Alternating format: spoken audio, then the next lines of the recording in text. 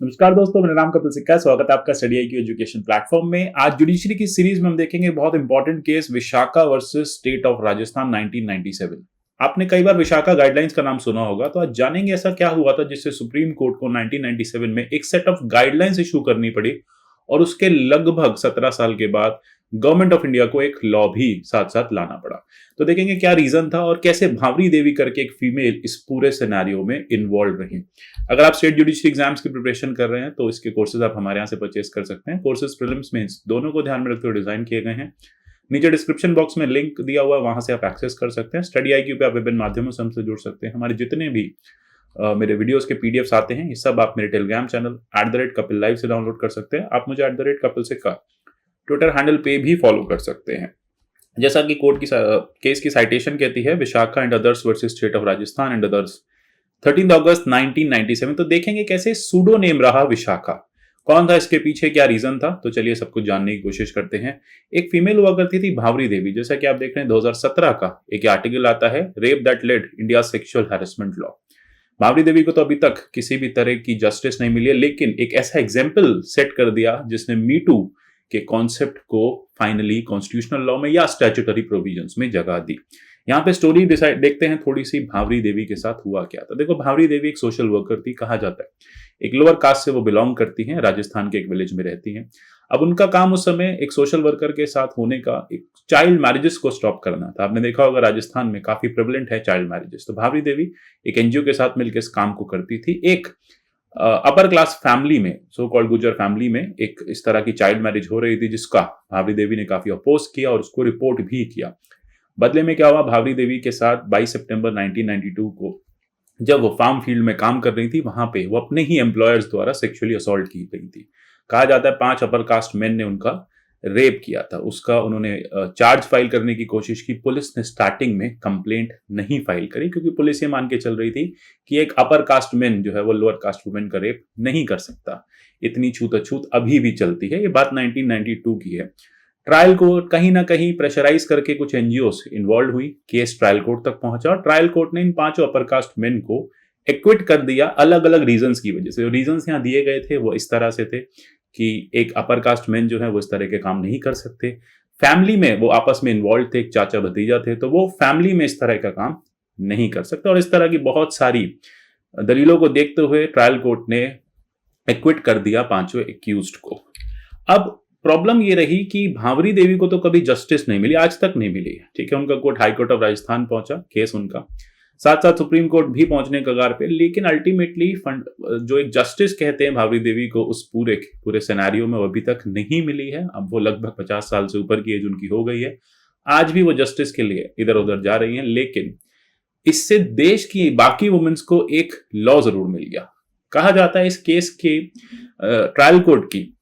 Trial court की indecisiveness को देखते हुए एक NGO ने एक केस फाइल किया सुप्रीम कोर्ट ऑफ इंडिया में। एक रिट पिटीशन आर्टिकल 32 में फाइल की गई।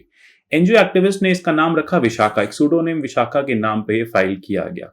कहा गया कि यहाँ पे भावरी देवी जैसी काफी महिलाओं के जो फंडामेंटल राइट टू वर्क है वो इन्फ्रिंज होता है जब उनके साथ सेक्सुअल हेरेसमेंट होता है वर्क प्लेस पे। याद रखिएगा, भावरी देवी उस समय एक फार्म फील्ड में काम कर रही थी लेबरर की तरह, और उन्हीं के एम्प्लॉयर ने उनके साथ इस तरह का सेक्सुअल असॉल्ट किया था। अब यहाँ पे पहला कंटेंशन ये आया कि फंडामेंटल राइट भावरी देवी के तो वोलेट हुए हैं, इस तरह की बाकी बहुत सारी महिलाएं हैं देश में जिनके डेली बेसिस पे ऐसे फंडामेंटल राइट्स या राइट टू वर्क इन्फ्रिंज होता रहता है।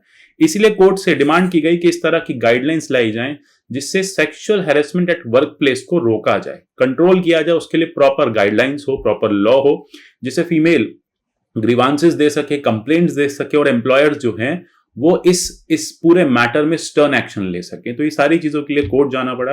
कोर्ट ने इसके लिए जो आर्ग्यूमेंट सुने वो ये थे कि आर्टिकल 14 जो है वो इन्फ्रिंज हो रहा है। अगर एक फीमेल वर्क प्लेस पे काम कर रही है और उसके साथ इस तरह का सेक्सुअल हैरेसमेंट हो रहा है तो उसकी राइट टू इक्वालिटी इन्फ्रिंज हो रही है, उसे इक्वालिटी बिफोर लॉ नहीं मिल रहा।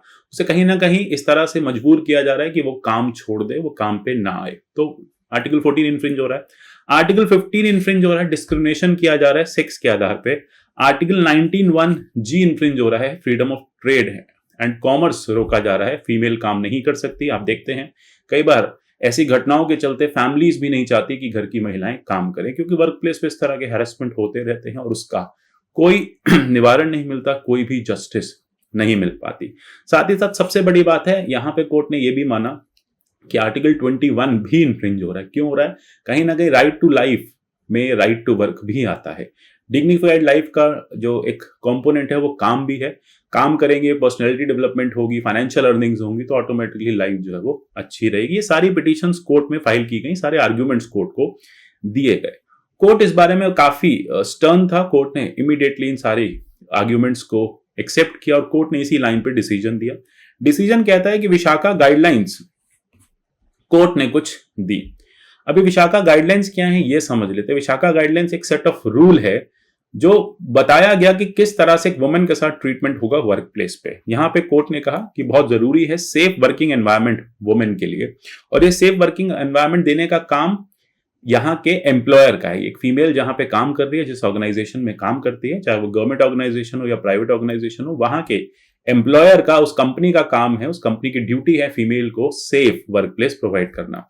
कोर्ट ने कहा बिल्कुल बात सही है, जेंडर इक्वालिटी यहाँ पे इन्फ्रिंज हो रही है, right to life and liberty भी वायलेट हो रही है। तो आर्टिकल 14, 15, 21 ये तीनों वायलेट हो रहे हैं।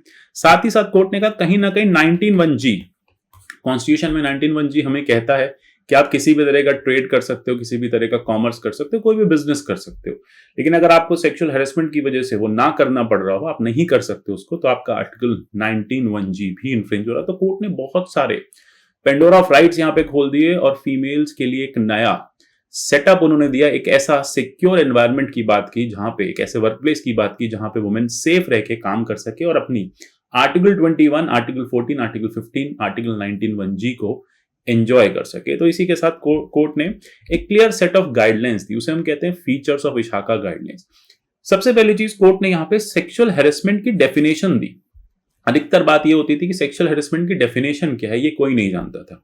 अगर आपको फेमस केस, हम कभी आगे इसको डिस्कस भी करेंगे, केपीएस गिल का याद हो, तो रूपम देओल बजाज वर्सेस केपीएस गिल में भी यही प्रॉब्लम थी कि रूपम देओल बजाज जो कि एक आईएएस ऑफिसर थी, उनका केपीएस गिल ने एक तरह से मोलेस्टेशन किया था वर्क प्लेस पे। तो अब यहीं पे बात आ जाती है, उस समय बात थी 1988-89 की, बजाज की, तो उस टाइम पे कोई सेक्सुअल हैरेसमेंट का डेफिनेशन नहीं होता था। कोर्ट ने 1997 में क्लियर किया कि सबसे पहली चीज हमें एक प्रॉपर डेफिनेशन की जरूरत है, और कोर्ट ने एक डेफिनेशन दी भी। डेफिनेशन, फिजिकल कॉन्टैक्ट या एडवांसेस किसी फीमेल के प्रति, एक किसी तरह की डिमांड या request for sexual favours, sexually coloured remarks showing pornography, या any kind of unwelcomeable physical, verbal, non verbal conduct. एक ऐसी चीज जो फीमेल मना करती है, उसको वो नहीं, उसको अनवेलकमिंग है उसके लिए, और कोई भी एम्प्लॉय या को एम्प्लॉय या एम्प्लॉयर ऐसा करता है तो वो भी सेक्सुअल हैरेसमेंट के डेफिनेशन में गिना जाएगा। साथ ही साथ यहाँ कुछ ड्यूटीज दी गई एम्प्लॉयर को, ठीक है, जिसने ये फैक्ट्री लगाई है, जिसकी कंपनी है, जहां पे सब लोग काम कर रहे हैं, वहां पे एक ड्यूटी हो गई कि एम्प्लॉयर जो है वो कंप्लेंट फाइल करेगा फीमेल के बिहाफ पे। कई बार ऐसा होता है फीमेल सामने नहीं आना चाहती, अधिकतर नहीं आना चाहती, एक सोशल स्टिग्मा हो जाता है। हमारी सोसाइटी का पेट्रियार्कल स्ट्रक्चर ऐसा है कि हमेशा फीमेल को गलत माना जाता है। तो ऐसे में ड्यूटी हो जाएगी एम्प्लॉयर की कि वो कंप्लेंट फाइल करेगा, आईपीसी के तहत सबसे पहले पुलिस स्टेशन जाएगा और उस चीज का कंप्लेंट रजिस्टर कराएगा। साथ ही साथ जो भी एक्शन जरूरी होगा वो सारा एम्प्लॉयर अपने बिहाफ पे लेगा, जिससे कि जो विटनेस है वो फर्दर विक्टिमाइज ना की जा सके। ठीक है, तो यहाँ पे ड्यूटी बाउंड हो जाता है एम्प्लॉयर। साथ ही साथ एक कंप्लेंट रिड्रेसल कमिटी स्टैब्लिश की जाएगी कंपनीज में। ऐसी कंपनीज जिसमें एक नंबर ऑफ एम्प्लॉयज हैं, फीमेल्स हैं, वो एक कंप्लेंट रिड्रेसल कमिटी को स्टैब्लिश करेंगे जहां पे इन कंप्लेंट्स को लोकली, इंटरनली डील किया जाएगा। और उसके बाद पुलिस स्टेशन तो आपने जाना ही है, क्योंकि आपकी कमिटी जो है वो इन्वेस्टिगेट करके चार्जेस पुलिस को दे देगी कि हाँ हमने पाया है इस तरह से सेक्सुअल हैरेसमेंट हमारी ही कंपनी में हुआ है।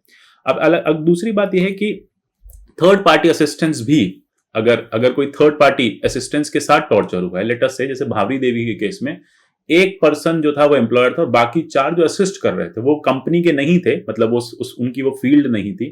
तो अगर यहाँ पे कोई थर्ड पार्टी इन्वॉल्वमेंट होती है कि किसी फीमेल के साथ अगर कोई सेक्सुअल हैरेसमेंट होता है तो उसमें एक पर्सन उस कंपनी का होता है, उसका को एम्प्लॉय होता है, एम्प्लॉयर होता है, और बाकी बाहर से आते हैं। ठीक है, वो उस कंपनी के नहीं होते, थर्ड पार्टी होते हैं। तो उनके केस में एम्प्लॉयर असिस्ट करेगा हर पॉसिबल मैनर में, जो भी लीगल एड चाहिए होगी फीमेल को वो दिलाई जाएगी। साथ ही साथ एम्प्लॉयर की ड्यूटी होगी अवेयरनेस, एक जेंडर सेंसिटाइजेशन प्रोग्राम भी टाइम टू टाइम, ट्रेनिंग्स भी टाइम टू टाइम कंडक्ट की जाएंगी, जहां पे अपने एम्प्लॉयज को बार बार बताया जाएगा कि आपको क्यों सेक्सुअल हेरेसमेंट नहीं करना है, या फिर आपके जो एक्शंस हैं कैसे सेक्सुअल हेरेसमेंट की कंप्लेंट को इनवाइट कर सकते हैं। तो यहाँ पे कंडक्ट वर्कशॉप्स की जाएंगी, अवेयरनेस जनरेशन कैंपेन्स होंगी, जेंडर सेंसिटाइजेशन कैंपेन्स की जाएंगी, जिससे फीमेल को प्रोटेक्ट किया जाएगा और मेल को समझाया जाएगा कि भैया आपके कुछ दायरे हैं, लिमिटेशंस, आप इसके बाहर नहीं जाओगे। ये तो सारी ड्यूटीज हो गई एक एम्प्लॉयर की और एक कंपनी की। अब सरकार का क्या दायित्व था, कोर्ट ने ये भी डिसाइड किया। कोर्ट ने कहा हम सिर्फ और सिर्फ एम्प्लॉयर का नहीं है, सरकार का भी कुछ दायित्व है। सरकार को इस तरह की गाइडलाइंस, जो हम गाइडलाइंस दे रहे हैं, सरकार को उनको कोडिफाई करना पड़ेगा। सरकार को एक नेसेसरी लेजिस्लेशन लाना पड़ेगा जिससे इस गाइडलाइन को ट्रूथ मिल सके, मतलब ये गाइडलाइन जो है प्रॉपरली इंपोज की जा सके। देखो कहा जाता है कि कोई भी गाइडलाइन हम लाएं और उसमें पीनल एक्शन ना हो तो शायद ही वो कभी इंप्लीमेंट हो पाए। तो यहाँ पे कोर्ट ने सरकार से ये भी कहा कि गवर्नमेंट को एक पीनल एक्शन वाला लॉ लाना पड़ेगा जिसमें इस तरह के सेक्सुअल हैरेसमेंट्स को पीनलाइज किया जा सके। जो विक्टिम है उनको सुटेबल कंपनसेशन मिले, उनको सुटेबल एक्शन मिले, और साथ ही साथ जो कल्प्रिट्स हैं वो बिहाइंड द बार जाएं, उनको पनिशमेंट मिले, पीनलाइज हो। तो ये सारी चीजें बोला गया बहुत जरूरी है, क्योंकि इसी से ग्रोथ और प्रॉस्पेरिटी वुमेन की हो पाएगी। और जैसा कहा जाता है कि अगर हमारे देश की 50% पॉपुलेशन फीमेल से कंप्राइज्ड है और वो 50% महिलाएं पीछे रह जाती हैं, तो देश कैसे तरक्की करेगा। ये चीज कोर्ट ने कहा कि फीमेल भी उतना ही डेवलपमेंट का पार्ट है जितने मेल्स पार्ट है, तो दोनों को इक्वालिटी जरूरी है।